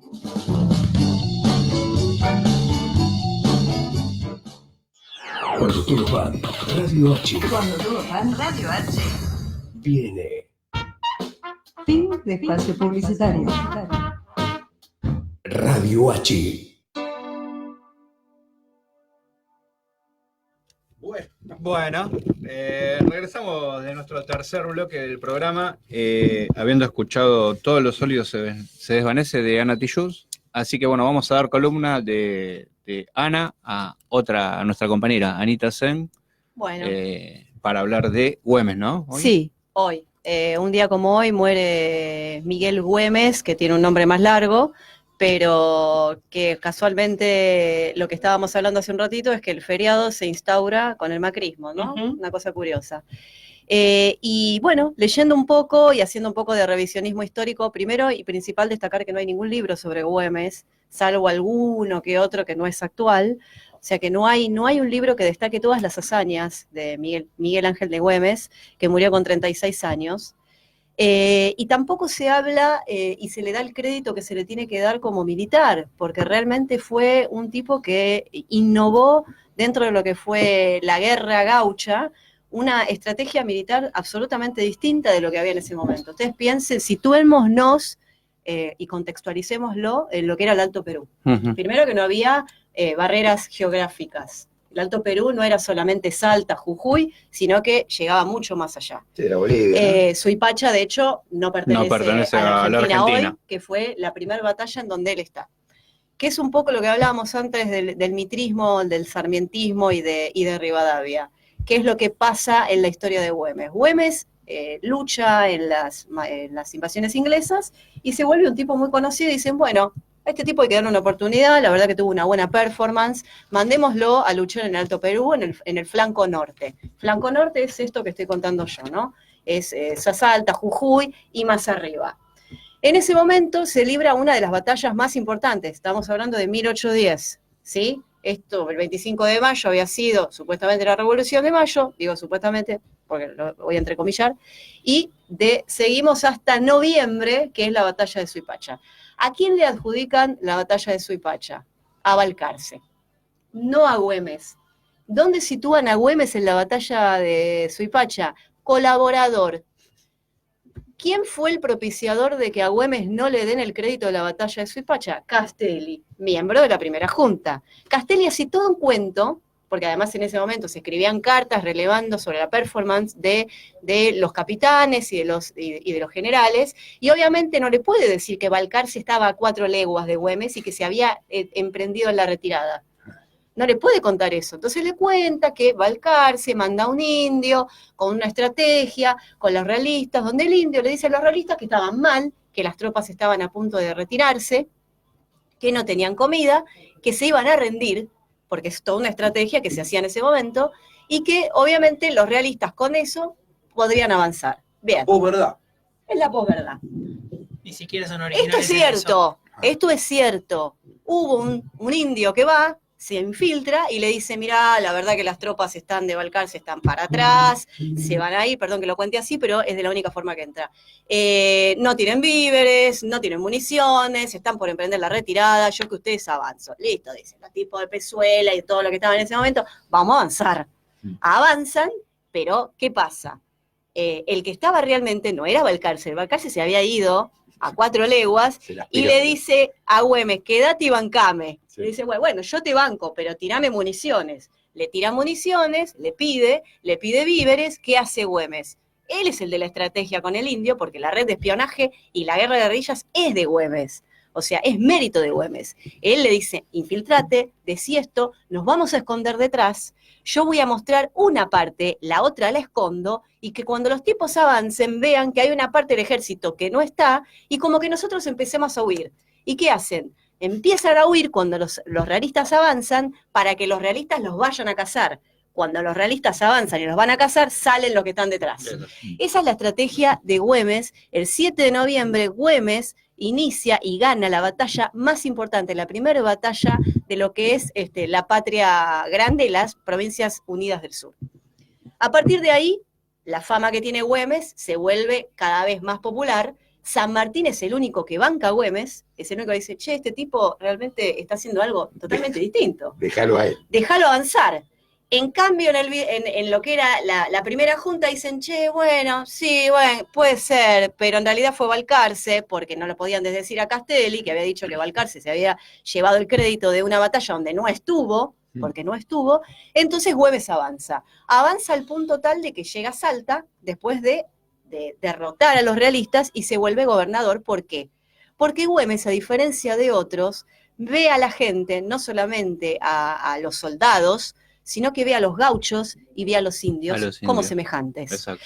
Entonces, cuando él arma la guerra gaucha, hace un ejército donde organiza absolutamente a todos. No es que es el tipo que te dice, no, bueno, vos sos soldado y vos no. No, le da lugar a los niños, le da lugar a los indios, le da lugar al gaucho y le da lugar a la mujer. ¿Qué es lo que pasa? Sí. ¿Qué es lo que pasa? Sí, a la mujer. Fue el primer feminista del país. ¿Qué es lo que ocurre? Llevaba el pañuelo verde. El primer sororo. Era sororo. Sorore. ¿Qué es lo que ocurre? Que como el tipo era de la oligarquía, porque no era un tipo que venía de una clase más bien baja, sino de una clase social media, donde eran más bien acaudalados, la aristocracia del momento no lo quiere. Claro. Porque para el aristócrata, el gaucho era un peón. El gaucho no podía ser un soldado, ni tampoco los curas que usaban los campanarios como forma de avisarse entre ellos que avanzaba el enemigo, porque a los curas también los integra y los forma parte del ejército. O sea, no era ningún nabo, ningún boludo, lo tenía muy clara. Una estrategia. Entre esas personas que se destacan junto con él, Güemes no existe sin las mujeres de Güemes. O sea, hay una novela. Eso te iba a decir que. Hay una novela que se llama Las mujeres de Güemes, que está muy buena, la novela la recomiendo. Es una novela histórica, muy piola, donde la autora, ahora no me acuerdo el nombre, se ve que leyó mucho sobre la historia de Güemes y debe haber viajado y de haber visto los archivos que están en Salta, porque acá no se consigue mucho. De hecho, la familia de Güemes es la que empieza como a impulsar, che, la verdad que a Güemes lo dejaron recontra tapado. Empecemos a contar un poco lo que ha hecho Miguel Ángel de Güemes, que cuando muere la Gaceta de Buenos Aires, creada por Moreno, muerto en alta mar, por Saavedra, dice, murió un traidor. ¿What? ¿Cómo un traidor? Dirigida por Rivadavia. ¿No? Exactamente, dirigida por Rivadavia. Claro. Todo tiene que ver con todo. Entonces digo, Moreno, primer desaparecido. Entonces digo, público de Rivadavia. lo que hace Güemes es una red de espionaje porque le permite a las mujeres de ese momento de la aristocracia tener un lugar distinto y preferencial. La primera es la hermana, Macacha, al lado de ella, al lado de él. Era casi la gobernadora o la que llevaba la palabra de Miguel, o la representante de él, la que de alguna manera comandaba y avisaba y estaba detrás de toda esta red. Sí, en realidad, mientras Güemes combatía, la que gobernaba era Macacha. Era Macacha. Tenían una simbiosis muy fuerte. De hecho, Macacha quedó destruida cuando lo matan a él, que es el único de los nuestros que es alcanzado por una bala realista gracias a la traición de los propios. Sí. O sea, si hablamos de traiciones, la gente de la aristocracia de Salta va a buscar a los realistas para que lo maten. Y hasta los 10 días que agoniza le preguntan, ¿vas a entregar Salta? No. O sea, no entreguen Salta bajo ningún concepto. Y de hecho, cuando muere, que muere un día como hoy, de 1821, la gente a los 10 días, como honor y como tributo, luego de un funeral enorme, lo que hace es echar a los realistas de Salta. Exacto, porque era lo que él le pidió supuestamente, agonizando. Pero en paralelo, y es lo que quiero contar si hay tiempo, sí, es que entre todas las mujeres que a él lo rodeaban, porque aparentemente además, no fue un tipo muy fiel. Espera, Anita, pero te hago una pregunta. ¿Por qué le decía, se sabe por qué le decían las bomberitas? El término bombera era como espía en ese momento. Me pareció, eso sí. El término bombera es el que la inaugura Sánchez de Peón, que es una de las mujeres que está comandando la red. Yo igual voy a hablar de Juana Moro, porque me interesa más la historia de Juana Moro, pero eran 3 las mujeres más destacadas de ese momento. Macacha, que era la que estaba con él, que era su representante cuando él no estaba, porque él vivía en batallas, casi nunca estaba en la casa. Loreto, que era una de las mujeres que en realidad lo que tenían varias estratagemas, pero ella estaba más dentro de lo que eran las mujeres de la aristocracia que convencían a los soldados en las fiestas. Y después estaba Juana Moro, que es de la que voy a hablar hoy, que era una mina que se camuflaba. Era changuito, era gauchito, bueno, voy a leer un poco ahora, ya que hablé tanto, voy a leer un poco sobre esta mujer. Bueno, fue contemporánea de Moreno, Juana Moro, y de la primera junta de Belgrano, Güemes y de tantos otros, y a quienes no le hicieron falta el sable y el traje de combate porque usó las artes del recontraespionaje. Por eso yo la llamo la 99 de la Te iba a decir, claro, independencia. Maxwell Smart. Pero poco se sabe de esta Juana Moro, otra Juana, una más que se suma a la tropilla de las Juanas revolucionarias, como Juana Zurduy, la amazona. Esta jujeña, porque además no era salteña, era jujeña, nace el 26 de marzo de 1785. Hija de españoles, a los 15 años se enamora perdidamente del movimiento revolucionario de Mayo, pero recién en 1813 tuvo su rol protagónico, pues junto a doña Loreto Sánchez de Peón, que es la que le contaba antes, funda la red de espionaje femenina conocida como las Mujeres de la Independencia. O sea, ya te conté de Macacha Güemes, que se disfrazaba de gaucho para pasar novedades del enemigo a los nuestros, ahora te cuento de esta Juana, tan valiente, osada como hermosa, porque era muy linda. De Juana hay varias anécdotas, porque es poca la información que circula de su imagen, pero lo cierto es que fue una dama que utilizó sus encantos y la oratoria para conquistar a los españoles y sacarles información sobre cómo iban a realizar sus movimientos en la batalla. Como anticipé antes, en la Salta de 1813, sitiada por los realistas, se encontraban a ciegas con las noticias. No había forma de saber si el ejército libertador estaba cerca y cómo iban a ser las tácticas para enfrentar al enemigo. Cuentan que una noche, en una reunión de damas distinguidas, propusieron que se escabullera alguien sin ser interceptado por el enemigo, para llegar a la fila del general Arenales y comentarle cómo estaba armando su enemigo la táctica y estratégicamente. El debate fue arduo. Comenzaron a barajar varios nombres, pero entendiendo que no podían confiarle esta tarea a cualquiera. Tenía que ser una persona cautelosa, avesada, con coraje y ciertas cualidades que un hombre o un muchacho no tendrían. Perdón. Yo iré, y ustedes cuidarán de mis hijos, dijo Juana Moro, con tanta determinación que nadie pudo contrariarla. Así era ella, con tan solo 29 años, con todo por arriesgar, pero con un amor inmenso por su patria que superaba cualquier miedo. Aquella noche se disfrazó de collita y llevando sobre sus débiles hombros unas alforjas repletas de coca y cascarilla, con burdas hojotas en los pies y cubierta la cabeza con el clásico sombrero de vicuña de anchas alas, golpeó a altas horas la puerta de la casa que habitaba la esposa del general Juan Antonio Álvarez de Arenales. Burlando toda vigilancia de los centinelas españoles y atravesando en soledad desfiladeros y valles, logró comunicarle a la mujer del general las novedades del ejército enemigo. Mañana, le dijo, tu esposo estará aquí, pues viene a marchas forzadas por el camino oculto de la quebrada y habrá dado una victoria más a la patria amada. Al siguiente día, el invicto Arenales reñía allí en los suburbios de Salta, encarnizada batalla que al caer la tarde terminaba con la más espléndida de las victorias. Así comenzó Juana ese camino de fortalecimiento de nuestras tropas y de debilitamiento del enemigo a través de un espionaje sin igual que no abandonó más hasta conseguir su propósito. Que además quiero contar algo, ellas habían hecho como una especie de hueco, de un árbol hueco, camuflado, donde las mismas mujeres que iban al río con ropa para lavar de los soldados llevaban los papeles y los dejaban en el hueco. Y después otras mujeres los recogían y se los llevaban a los soldados. Esa era una forma de mantenerse informado. Esto lo crea Güemes. Digo, posibilita Güemes a través de mujeres en ese momento muy despiertas a las que le da la posibilidad.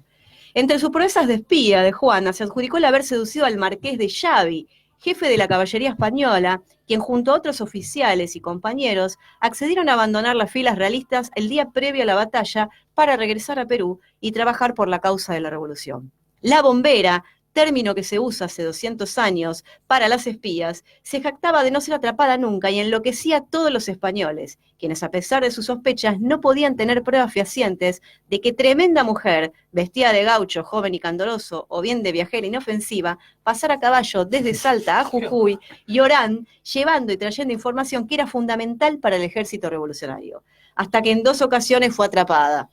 Primero por el gobernador Martínez de Oz, ¿le suena el apellido? Quien le descubre y toma represalia llevándose la detenida a Jujuy, donde fue obligada a cargar pesadas cadenas, aunque ninguna tortura la hizo delatar a los patriotas.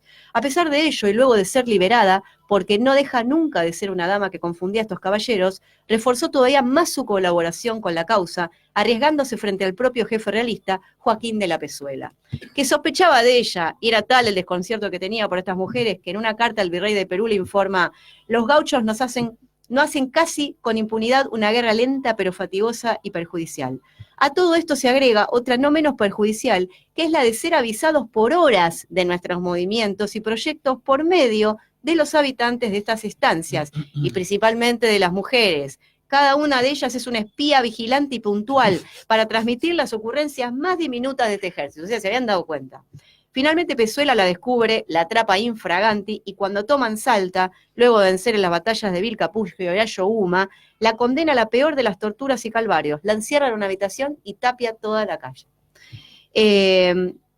Que todavía está ahí, ubicada en la calle España 782, cerca de la casa de Güemes. Gracias a la consideración de los vecinos, porque estaba totalmente tapiada, le abren una parte de una ventana y le empiezan a pasar comida, y al otro día, para no seguir leyendo, y al otro día liberan la ciudad y la liberan a Juana. Pero lo interesante es que Juana, para terminar un poco esto, fue una de las mujeres que también participa de alguna manera de lo que es la configuración de la Constitución de 1853, y le reprocha a los que hacen la Constitución que las mujeres no pudieron participar de esa Constitución. O sea que la mina tuvo una vida activa hasta que murió, fue longeva, no es que murió como Güemes muy joven, pero bueno, hablar de Güemes es hablar de estas mujeres, y hablar de estas mujeres es también hablar de Güemes, porque creo que una cosa sin la otra no existe.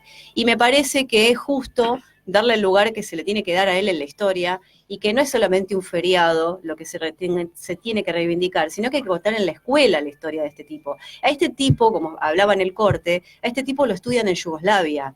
O sea, la guerra de guerrillas es estudiada en manuales, e incluso acá hay un manual que escribe un yugoslavo y que está en el ejército y que es material de estudio sobre Güemes. O sea, no fue poca cosa, no fue menor lo que se hizo. ¿Por qué la historia lo oculta? Bueno, eso es algo que uno tiene que analizar y ponerse a pensar. ¿Por qué durante tantos años ninguno de nosotros ha estudiado a Güemes, salvo mencionado? Hasta Felipe Piña lo menciona a partir de Suipacha en adelante. Nadie le da la relevancia de cómo él llega a ser quien es. O sea, no es que brota del piso. O sea, es un tipo que realmente toma el lugar que tiene que tomar y se hace odiar porque le da un lugar distinto a los gauchos y a la peonada, distinto y que justamente de igualdad. Los toma como par. Justamente porque él entiende que, además él entiende, como también lo entendió Belgrano, y por eso Belgrano le metieron una patada en el culo cuando dijo, bueno, pongamos a un monarca inca, le dijeron, ¿qué? Porque entendían lo mismo. Nosotros tenemos que resarcirnos de alguna manera con lo que ha pasado o lo que ha padecido el indígena. Y la verdad es que ni desde el centralismo y el unitarismo de Buenos Aires, ni tampoco desde el centralismo y unitarismo de Tucumán, donde siguió siendo unitario, porque la verdad es que no mintamos más, dejemos de decir que somos federales, no somos federales, estamos colonizados unitariamente, o sea, desde acá es el unitarismo, ni siquiera es una cuestión, es educativa, el centralismo porteño. Es centralismo porteño, pero que atraviesa todo el país. Entonces, es muy importante que Güemes, que estaba en Salta, pero en realidad en todo el flanco norte, se reivindique como un tipo que realmente ha sido un héroe, y que es un héroe que hay que ponderar más allá de una estatua, que es un héroe que hay que ponderar en la historia, y ese es el revisionismo que hay que hacer, independientemente de matar o no a Mitre. Lo que sí Mitre hace es, después medio como que Mitre en una de las cartas dice, no, bueno, sí, en realidad ha hecho cosas Güemes, pero ya no se podía desdecir de todo lo que había contado. Claro, ya era tarde. Y eso es lo que nos pasa a todos. Cuando uno comete un error, también está tiempo de desdecirse y decir, no, bueno, en realidad lo conté mal, lo voy a contar de vuelta. Lo vamos a contar bien, no fue Balcarce, fue Güemes el que hizo esto y a partir de esto se convirtió en lo que se convirtió, en gobernador de Salta, y por eso fue odiado, repudiado, traicionado por los propios y muerto a los 36 años cuando podría haber hecho mucho más. Bueno, eso es todo. Y ayer mostraron, mostraron en ese documental que te comentaba ayer, de Salta, y explicaba no solamente el tema de todo lo que más o menos comentaste vos acá en tu columna, digamos, ellos muy brevemente, no la hicieron tan a fondo, pero lo que sí rescataron era esa manera de atacar, de cómo atacaban ellos con una tropa netamente inferior a los realistas y cómo defendieron, digamos, eso, Sí. digamos, esa estrategia que el tipo era, digamos, un fuera de serie en cuanto al territorio, sabía específicamente muy bien lo que hacía, era un estratega tremendo, digamos, ¿no? Totalmente. Y con pocos recursos. Quiero leer una cosita más. Hay un himno de Güemes, no sé si saben, es muy denso el tema, o sea, pero la letra está buena, es cortita, la leo rápido. Himno a Martín de Güemes. Escuchad, hondo grito de guerra, y en del aire vibrando cual trueno, desde Salta ya vi en su seno, que hace el gaucho patriota indignar, y cual recio huracán que se agita, estruendoso en carrera gigante, así corre aquel pueblo arrogante, de opresores la patria librar. Gloria eterna a los gauchos famosos, que al triunfar en la lid sin cuartel, coronaron la patria orgullosa, de radiante y sublime laurel. Bueno, con esto ya cerramos este tercer bloque y ya... Una pequeña anécdota. Güemes fue el único que tomó un barco a caballo. Tal cual. A los 21 años. En las invasiones inglesas. Eugenio, vamos a nuestro tercer tema del programa y volvemos con el primer entrevistado.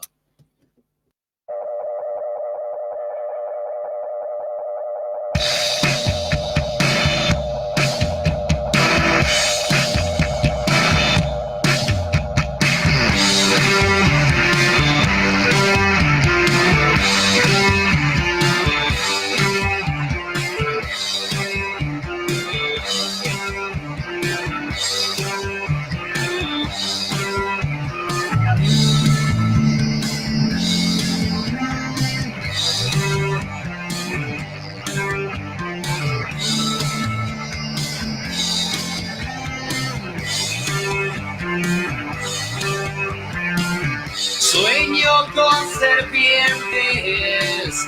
serpientes, de mar, concierto para de serpientes, sueño yo. Largas transparentes, y en sus barrigas llevan lo que puedan arrebatarle al amor.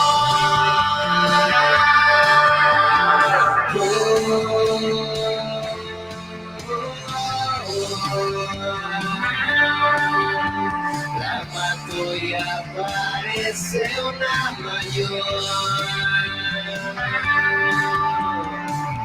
Lo quepo en su boca, me trata de tragar, pero se atora con un trébol de mi cielo. Creo que está loca, le doy de masticar una paloma y la enveneno de miel.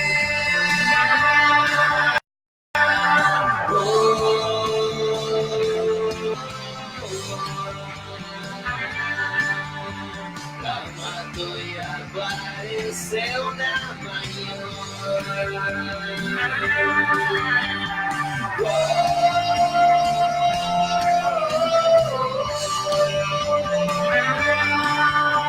Con mucho más infierno en digestión.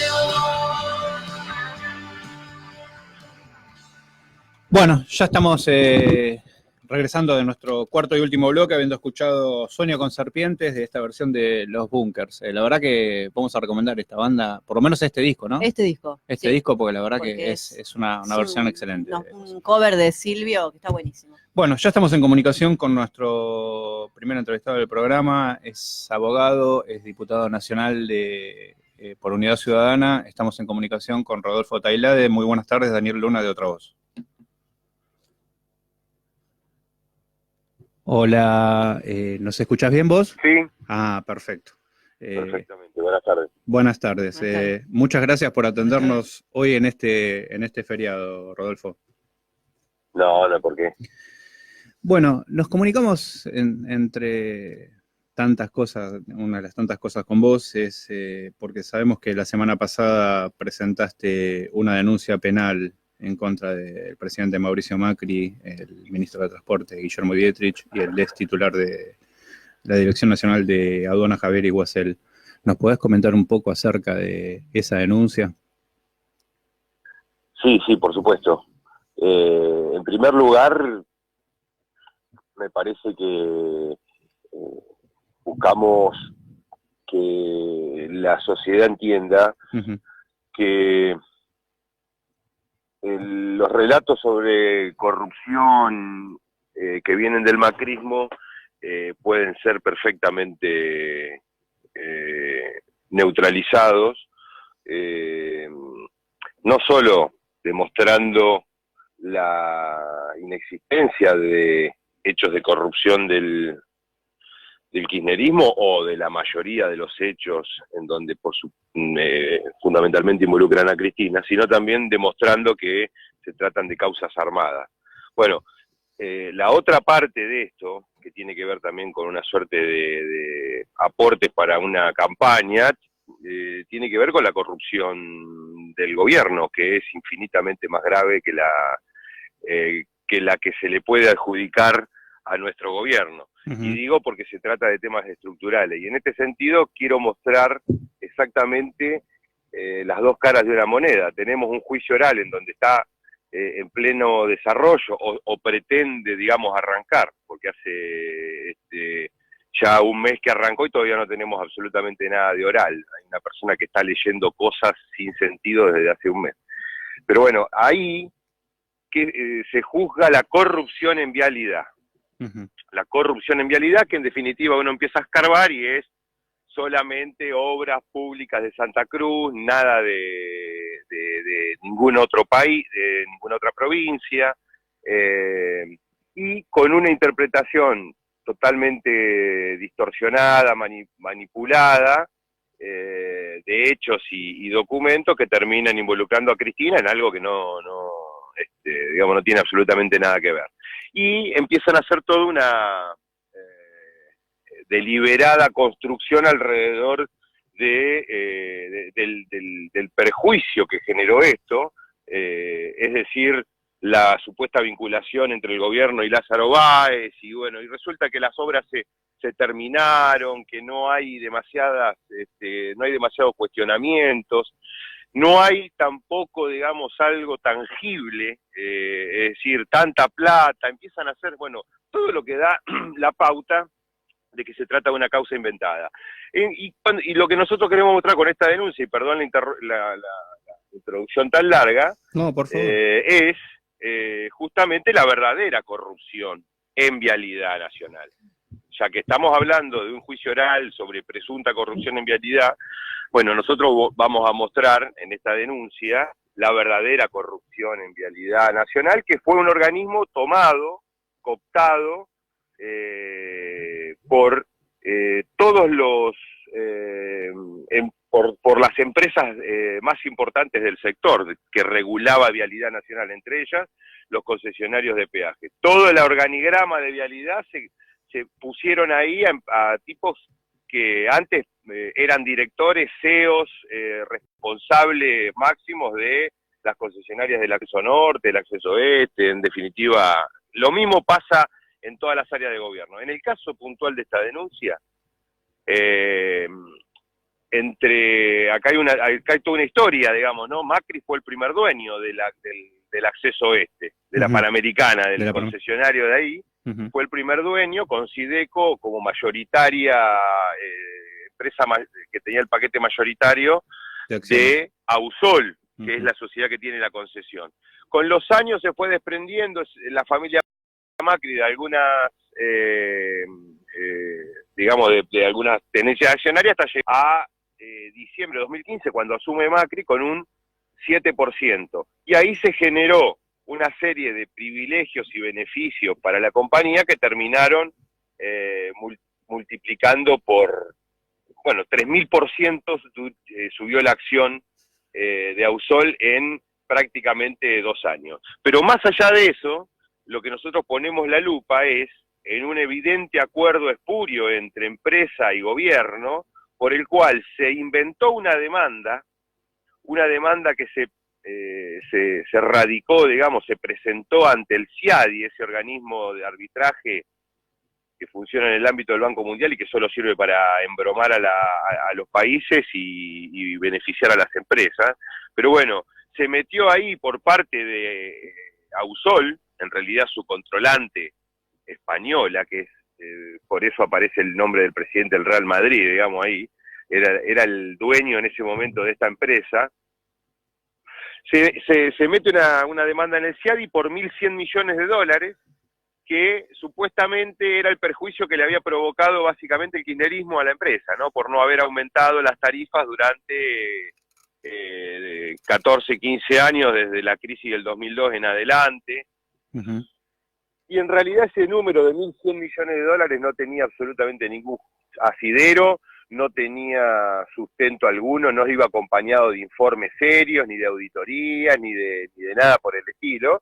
Y además, el propio CIADI se encargó después de decir que era una demanda floja, después de que ocurriera lo que denunciamos. En ese marco, y cierro acá para que se entienda, la denuncia, digamos, la demanda que se inventa con ese número fue el disparador para ponerse de acuerdo entre gobierno y empresa y sacarle un dinero al Estado para justamente dejar sin efecto esa demanda. O sea, inventaron una demanda, después el Estado, a través de sus funcionarios, de los funcionarios de Vialidad y Guasel, dice que hay que arreglar ese tema, arregla pagándole 500 millones de dólares que también no tienen ningún tipo de sustento, ni fundamento, ni asidero, ni auditoría que lo justifique. Entonces se armó una movida, una maniobra para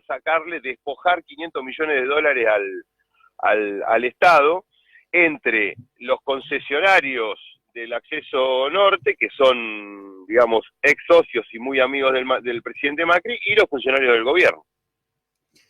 Sí, bueno, ya estamos acostumbrados, desgraciadamente, a este tipo de manejos y a esta complicidad, ¿no? Digamos, ya sea de funcionarios del gobierno con el Poder Judicial, porque ya en anteriores denuncias que realizaste vos, estuviste realizando vos con anterioridad, pasó exactamente lo mismo, digamos. ¿En qué situación están las anteriores denuncias en relación a, digamos, bueno, en la actualidad? ¿Hubo algún avance o sigue todo en un estado muy, muy tranquilo? Bueno, habría que diferenciar. Hay varias denuncias que siguen estando, digamos, en pleno trámite, que se siguen investigando, y hay otras que han sido desestimadas. Algunas de las que fueron desestimadas y que a mi juicio eran fundamentales y que inclusive fundamentales básicamente para un aporte del Poder Judicial en tanto órgano de gobierno del Estado y representantes del pueblo, como dice la Constitución, que son los magistrados, los jueces y fiscales, un aporte, digamos, al desarrollo o al crecimiento como país y como Estado, que hubiese sido la investigación de la deuda externa, por ejemplo. En el caso particular nuestro, hicimos una denuncia mediados de 2016 contra las LEVAC, contra Sturzenegger, Macri, sí, advirtiendo lo que pasó 1 año y medio después, digamos, el estallido, y que nos generó la crisis profunda en la que estamos. Si hubiese actuado el Poder Judicial, yo digo de criminalizar los actos, pero no puede ser gratis hacer lo que hicieron en materia de endeudamiento, en materia de financiamiento del Estado. El Poder Judicial tiene que en algún momento, digamos, intervenir en ese tipo de situaciones, más allá de que insistan con eso de que no se tratan de cuestiones judiciables porque son actos de gobierno. Pero las LEVAC fueron desestimadas, también fue desestimada una denuncia que hicimos en julio, creo, de 2018, hace un año más o menos, que fue para que se investigue la corrida que en definitiva fue el detonante de acuerdo con el Fondo Monetario, del default real en que estamos hoy. Esa corrida en la que se llevaron 10.000 millones de dólares en pocos días, y después vino Caputo para profundizar y se volvieron a llevar 15.000, los primeros 15.000 millones de dólares que había puesto el Fondo Monetario. Bueno, esas denuncias que para mí son claves para un futuro económico equilibrado y desarrollado en nuestro país, bueno, fueron desestimadas. Hay otras que siguen en pleno trámite porque son muy alevosas del nivel de corrupción, de arreglo, en particular Correo Argentino, denuncia sobre el negociado con los parques eólicos. Eso va a terminar tarde o temprano en un dolor de cabeza muy grande para Macri, porque además es como un negocio extendido, digamos, ¿no? Se trató de... todo el mundo ahí mordió en esta fachada que quisieron hacer con el tema de la energía sustentable y demás. Así que, bueno, esas por ahí son las causas principales. Hay algunas otras que también están en trámite. No son pocas y van a seguir habiendo. Seguramente la semana que viene vamos a estar presentando otra denuncia por tema fusión, o mejor dicho, no fusión, sino traslado de la jurisdicción de Noria y de Sur a propósito del gigantesco apagón de ayer, más allá de que en principio parece que no fueron responsables las distribuidoras, sino el transporte, pero son todos... ya se firmó, digamos, se están haciendo todos los actos para transferir la jurisdicción de control de Noria y de Sur a un ente que van a conformar la nación y provincia. Bueno, ahí atrás de eso hay un gran negociado que lo vamos a explicitar en pocos días. Bueno, Rodolfo, te habla Osvaldo Gagliardo. ¿Qué tal? Mirá, yo quería hacer un par de reflexiones para poner un contexto y hacerte una pregunta concreta. Nosotros vemos, y vos nos estás contando y lo has contado cada vez que te escuchamos en algún medio, es realmente un placer enterarse de la cantidad de causas, la cantidad de desaguisados que han hecho estos muchachos, que en cada una de esas causas hay una enorme cantidad de pruebas concretas que dejaron a partir de la impunidad con la que se manejaron, por un lado. Por otro lado, hay un poder real, todos sabemos, no estoy diciendo nada nuevo, que hay un poder real, económico, financiero, político, mediático y judicial, vinculado al poder internacional y la embajada americana, ¿no? Acá en Argentina, lo que llamamos el poder real. La pregunta es, ¿qué factibilidad concreta ves vos de que se pueda juzgar a estos personajes que forman parte de ese poder real? No creo que digamos, estén dada la correlación de fuerzas para enfrentar de inmediato una cuestión de esas. A mí me parece que, digamos, en ese caso la geopolítica, y por eso no me corresponde en todo caso opinar mucho más allá, digamos, de la relación con potencias o con Estados Unidos en particular, pero creo que la geopolítica hoy tiene una dinámica que impensada, ¿no? O por lo menos vertiginosa, y ya creo que hay en juego intereses mucho mayores a las pretensiones de Estados Unidos de involucrarse en la vida política de los países de la región. Ya creo que hay otros pesos pesados que están jugando para equilibrar eso, y digo a nivel global. A mí me parece que nos tenemos que ocupar, antes de por ahí de meternos en esas cuestiones que son un poco más, si se quiere, difíciles de llevar como caso a un tribunal, justamente por la digamos, profunda densidad política que tienen esos hechos. Pero antes que eso, a mí me parece que lo que tenemos que hacer es poner el foco en la responsabilidad y fundamentalmente institucional de una serie de actores en la democracia argentina. El Poder Judicial, el Consejo de la Magistratura, ni hablar de los hechos de corrupción puntuales del gobierno, pero creo que eso sí, hay grandes posibilidades de que se juzguen o que se investiguen.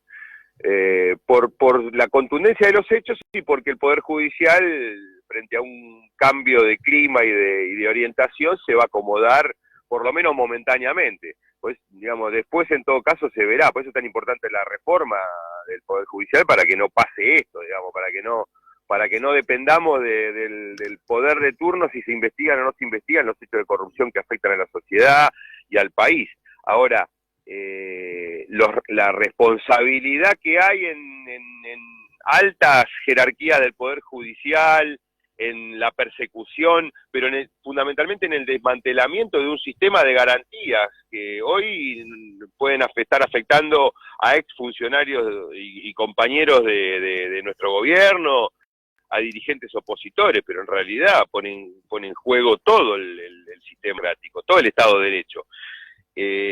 Los responsables políticos e institucionales de esto, me parece que esa es un poco la prioridad, independientemente que si eso después configura o queda allanado el camino para una eventual condena penal, pero la responsabilidad política que tenemos que poner de manifiesto ante la sociedad argentina de lo que ha ocurrido en estos 3 años y medio, creo que debería ser la prioridad en materia institucional, judicial,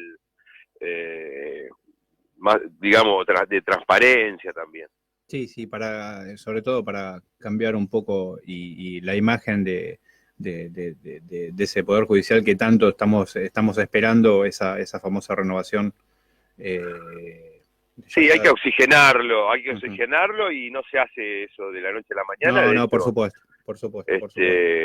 Pero me parece que ahí hay una gran ventaja que tenemos, que significa que Alberto Fernández entiende, viene de un poco del palo, diría, y entiende y ha marcado, la otra vez dijo que él entiende que hay que reformar el Consejo de la Magistratura. Yo creo que hay que reformarlo, no sé, los tiempos y demás, pero hay que avanzar hacia un protagonismo mayor de la sociedad en el Consejo de la Magistratura, es decir, mayor participación social, con más participación popular en el Consejo de la Magistratura, y cambios en los procesos de selección, de manera de lograr igualar posibilidades, después que gane el mejor, pero lograr igualar posibilidades de operadores, digamos, del sistema judicial, que vienen de la calle y no exclusivamente de la carrera judicial, que hoy se llevan el 90 y pico % de los cargos. Entonces es muy difícil oxigenar eso de esa manera, digo. Bueno, Rodolfo, la verdad que te queremos agradecer tu participación y bueno, ya más adelante nos vamos a comunicar con vos con un poquitito más de tiempo para hablar de todo. Bueno, cómo no, a disposición. Un abrazo. Un abrazo grande. Gracias. Bueno, Gustavo, perdón, no te hicimos hablar junto. No sé cómo la pasaste, perdón que no hablamos, no se dio el programa como para charlar un poco más, pero bueno, queríamos tenerte a vos en el primer programa como oyente, que sos oyente siempre del programa. Yo te quiero así agradecer un poco al aire por algunas cosas, algunos consejos que fui tomando de charlas que hemos tenido afuera. Y de hecho, bueno, ya te comento que viene Fabiana el próximo lunes al programa. Así que, bueno, nada. Despedite vos. Agradecerte tu presencia. Que trajiste acá. Trajo los bombones, trajo garotos. Para todos. Sí, tal cual. No, la verdad, agradecerle a ustedes por lo que hacen, por la comunicación horizontal que tienen entre ustedes. Está buenísimo lo que hacen, me gusta, siempre los escucho porque siempre uno aprende. Yo, por ejemplo, de Haroldo Conti no conocía nada, no porque no sé el nombre, pero él un desaparecido, pero digamos no soy de la literatura, así que está piola. Lo de Anita, bueno, es inconmensurable, siempre hablo con ella para que haga radio, me parece que es una gran comunicadora y bueno, merece su espacio que acá lo tiene. Bueno, a Pablo le tengo mucho aprecio, a Osvaldo. Cuando lo conocí, lo escuchaba, digo, este tipo tiene que hablar más, ¿te acordás que te dije? Dije, bueno, me parece que debe ser el más inteligente de todos nosotros. Lo es. Para mí, bueno. Y bueno. Como todos, pero digo, a Osvaldo es un compañero que lo llevo a todos lados. Sí, pero lo que tiene que la idea de la academia, digamos, le pone una comprensión, digamos, una explicación, porque todo lo que nosotros vivimos tiene una conceptualización y me parece que vos, Osvaldo, sos un buen comunicador de los conceptos para explicar la realidad. Y bueno, sí. Dani, vos sos un grosso. Yo soy un boludo. Igual que yo, pero bueno. Somos los dueños del programa. El conductor del programa es muy modesto, señoras y señores. Nosotros somos los... A ver, vamos todos a la final. El tema es, la verdad, como siempre decimos, o yo siempre les digo a ellos, la verdad que es un placer poder hacer el programa con ellos porque es fácil. Es fácil porque con la capacidad de cada uno de ellos y sobre todo con el ambiente y el clima que elaboramos es bárbaro. Así que lo que sí vamos a prometer es los audios de Anita Sen enojada en algún momento. Sí. Están en la web ya. Están en la web. El que quiera escucharlo está en la web. www.otravozradio.com.ar. Exacto. Bueno, beso para todos. Con la vecina. Vamos a recomendar a los oyentes que sigan enganchados acá en la frecuencia, en la radio H con la compañía Santa Rosa. Así que los vemos el próximo lunes de 13 a 15 horas. Chau. Chau. Nos queman las ideas, nos quitan las palabras. Si la historia la escriben los que ganan, eso quiere decir que hay otra historia. La verdadera historia, quien quiera oír que hoy